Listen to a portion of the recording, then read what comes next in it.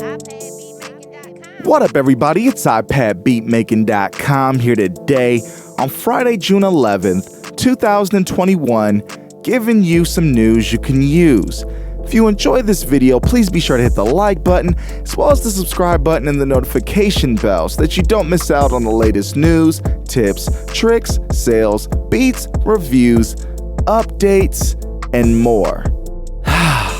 And this week has been Apple's WWDC event, which it turns out it stands for What We Didn't See. And I don't want to do my rant on this video, but I will say this. So far, no MacBook Pros, no Logic Pros for iPad, and people have had enough and canceled their M1 iPad orders and are calling the move the Final Cut Pro.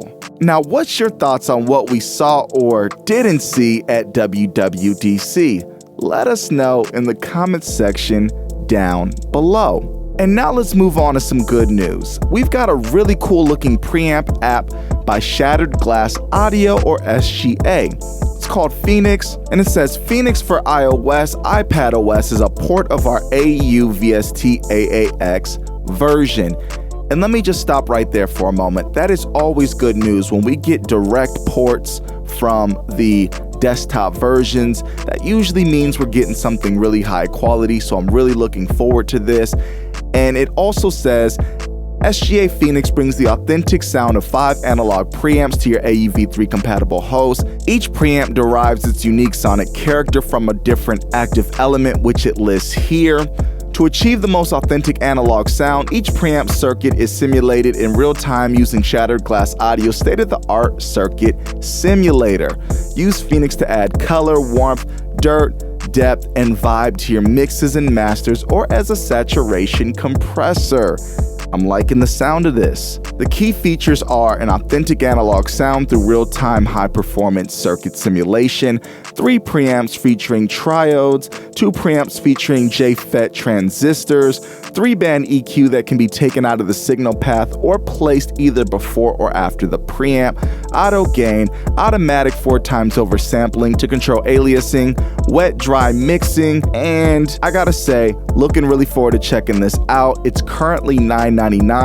I don't know if that's an introductory price or the price that it will remain at, but it seems like a really good deal. It seems like a great compliment for something like Mixbox. I'm glad we're seeing more analog-based plugins on iOS. It's always a good thing to be able to have some of that character.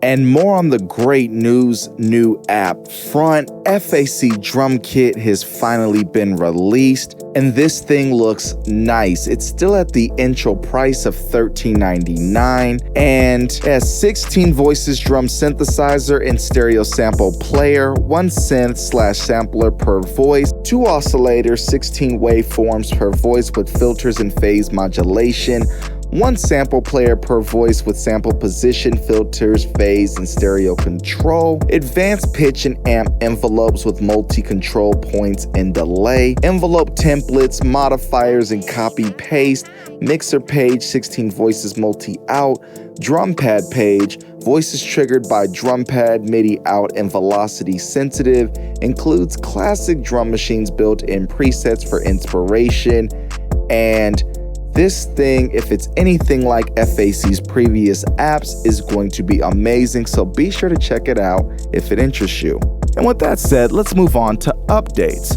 First off, we've got Tardigrade, which fixed an issue with importing files longer than default recording size, fixed an issue open with file extension in uppercase, fixed UI freeze issue when changing MIDI CC controls.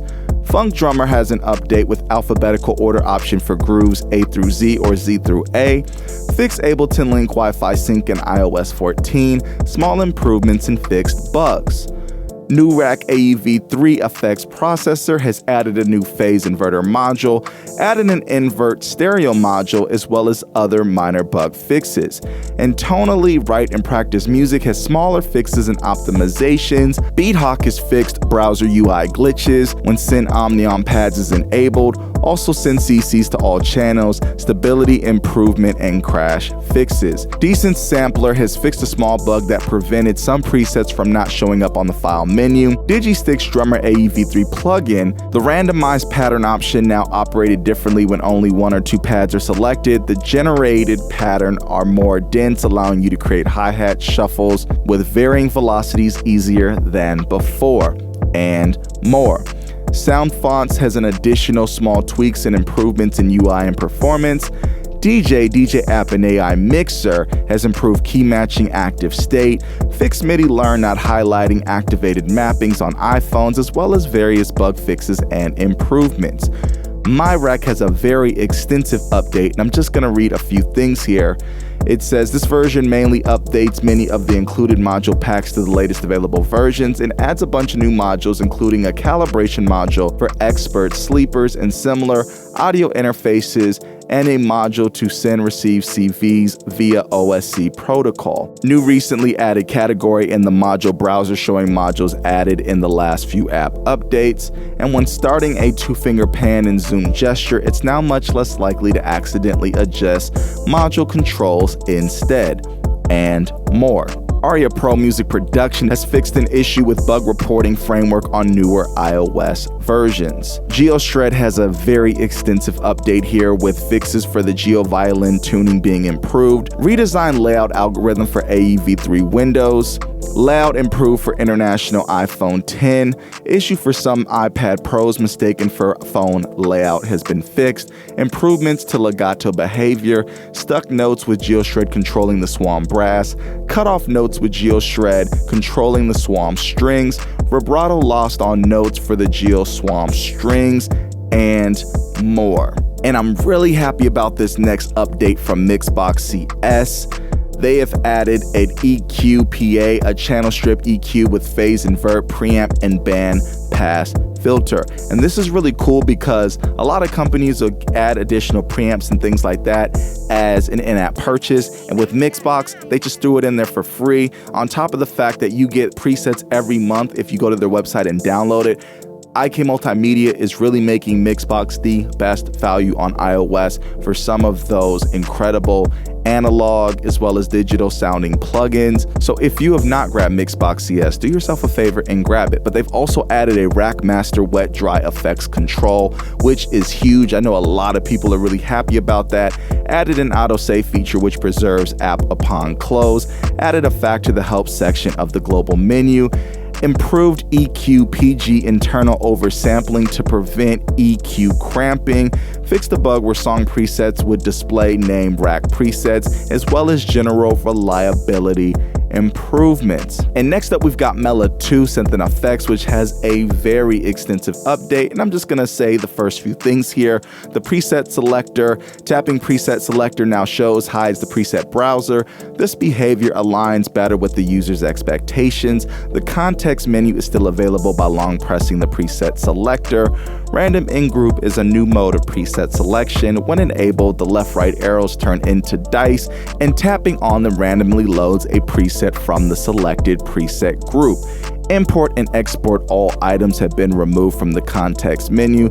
These features are now part of the preset browser, and so much more, as you can see. Piano Motifs has been updated. Third MIDI track with a sustained chord per bar is now available for MIDI out. This track is ideal for strings, chords, or pads. Improved third MIDI track generation so that even when bass accompaniments are used, if there is a programmed chord progression, a chord will be generated on the third track.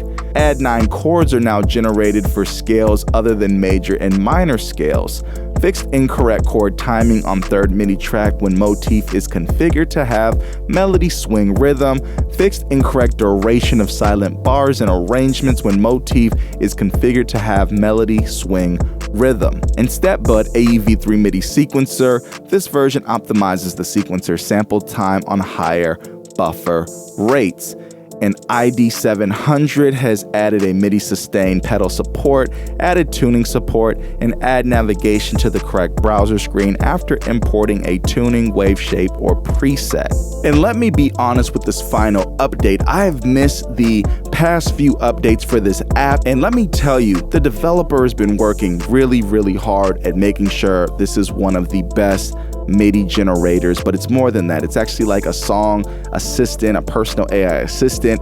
Let me go through some of the updates that I've missed. 3 weeks ago, Songen added select genre separately for each track, create interesting combinations between genres. Genres can also be mixed thoroughly as previously. Major update to arrangements, create more detailed arrangements with more granular building blocks.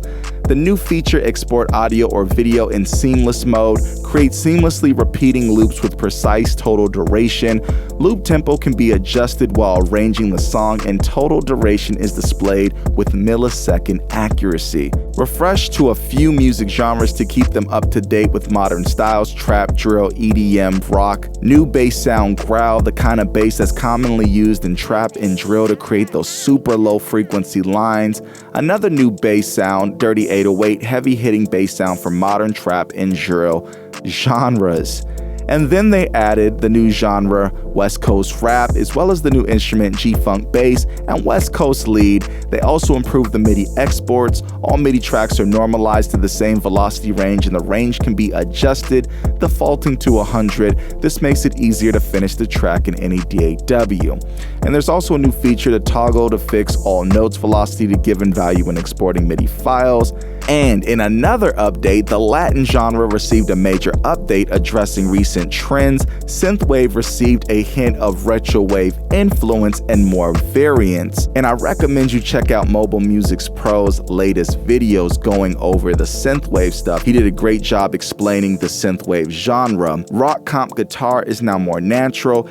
In the most recent update, they've improved the techno lead, slight adjustments to boom bap to better represent the genre, extensions to lead composition, and improve the onboarding experience. So, had to get you caught up on those Songen updates because it is one of the most incredible MIDI generating apps that I have used on iOS.